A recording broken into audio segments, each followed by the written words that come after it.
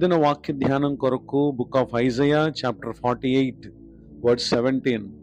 యెషయా గ్రంథం 48వ అధ్యాయము 17వ వచనంలో రాయబడిన ఆఖరి వాక్యాన్ని చదువుకుందాం. నీవు నడవవలసిన త్రోవను నిన్ను నడిపించుదును. వాక్య ధ్యానం కొరకై ప్రార్థన. కృపగల తండ్రి, మీ కొందనాలు. నేడు చదవబడిన ఈ వాక్య భాగం ద్వారా మాతో మాట్లాడి బలపరచండి. యేసుక్రీస్తు నామములో ప్రార్థిస్తున్నాను తండ్రి, ఆమెన్. చదవబడిన ఈ వాక్య భాగంలో మన ప్రభువైన యేసుక్రీస్తు వారు మనలను నడిపించేటటువంటి దేవుడు. భూమి మీద మానవుడు తన జ్ఞానముతో తన తెలివితో నడిచే నడత తనను శ్రేష్టమైన ఆశీర్వాదాలకు దూరం చేసి లోక సంబంధమైనటువంటి పలు విషయాలలో మనము మార్గం తప్పి దేవుని కృపకు మనల్ని దూరస్తులుగా చేయుట మానవుని నడత. ఆ కారణాన్ని బట్టి book of Isaiah chapter 53 words 6, యెషయా గ్రంథం 53వ అధ్యాయం 6వ వచనంలో మనమందరము గొర్రెల వలె త్రోవ తప్పిపోతిమి, మనలో ప్రతివాడును తనకిష్టమైన త్రోవకు తొలగెను, యెహోవా మన అందరి దోషమును అతని మీద మోపెను.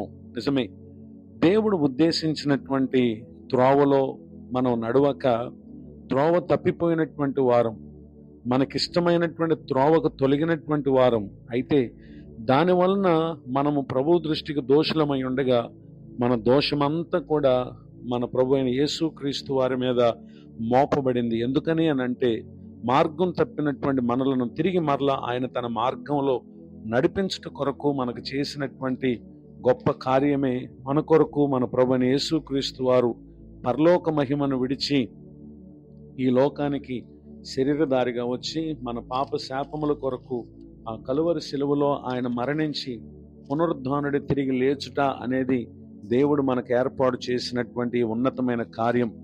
నాడు ఇశ్రాయేలీలు కూడా వారు ఏ విధంగా ఉన్నారు అనంటే psalms 107 4th to 6th stanzas, 107వ కీర్తన 4 నుండి 6 చరణాల వరకు రాయబడిన వాక్యంలో వారు అరణ్యమందలి ఎడారి త్రోవను తిరుగులాడుచుండిరి, నివాసపురమేదియు వారికి దొరకకపోయెను, ఆకలి దప్పుల చేత వారి ప్రాణము సమస్యలను, వారు కష్టకాలమందు యెహోవాకు మొరపెట్టిరి, ఆయన వారి ఆపదల నుండి వారిని విడిపించెను. 7th స్టాంజా 7వ చరణం, వారొక నివాసపురము చేరునట్లు చక్కని త్రోవను ఆయన వారిని నడిపించెను.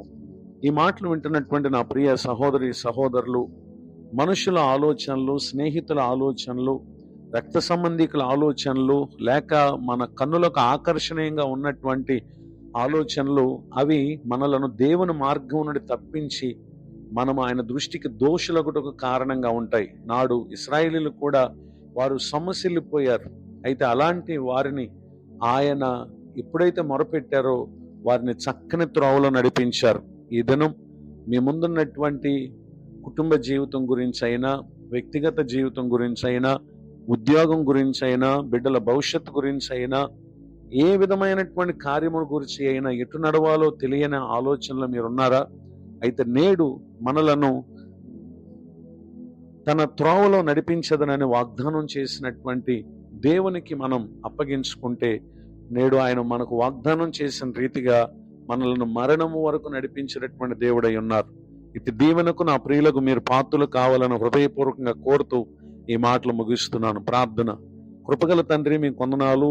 నేడు విన్న ఈ మాటల ద్వారా మా జీవితానికి మమ్మలను నడవవలసిన త్రోవలో నడిపించే మీరు మాకున్నందుకు స్తోత్రాలు.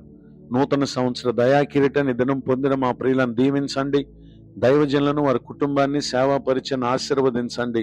కృంగిన స్థితిలో ఉన్న వారిని లేవనెత్తండి. ఎటు వెళ్ళవలనో తెలియక ఇబ్బందుల్లో ఉన్నటువంటి మా ప్రియులను నేడు విన్న ఈ మాటల ద్వారా మీరు బలపరిచినందుకు స్తోత్రం. ముందున్న కాలం అంతా తోడే నడిపించమని, నిత్య రాజ్యానికి వారసుల మగు వరకు సదాకాలం మాకు తోడుగుండే దేవుడుగా మీరున్నందుకు కృతజ్ఞతలు చెల్లిస్తూ యేసుక్రీస్తు నామములో ప్రార్థిస్తున్నాను తండ్రి, ఆమెన్. తండ్రి, కుమార, పరిశుద్ధ ఆత్మదేవుడితోడే నడిపించునుగాక, ఆమెన్.